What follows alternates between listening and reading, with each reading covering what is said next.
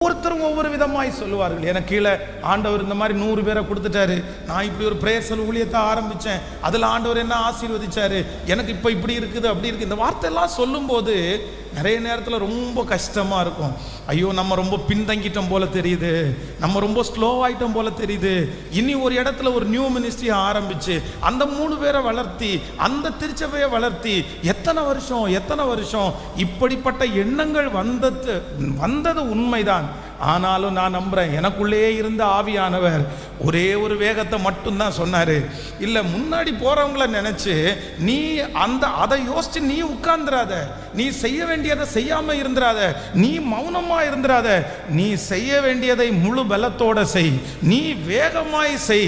ஏற்ற காலம் என்று ஒன்று வரும், அன்றைக்கு நீ ஒப்பிட்டு பார்க்கும்போது ஆமேன், குதிரை யுத்த நாளுக்காக ஆயத்தமாகப்படும், ஜெயமோ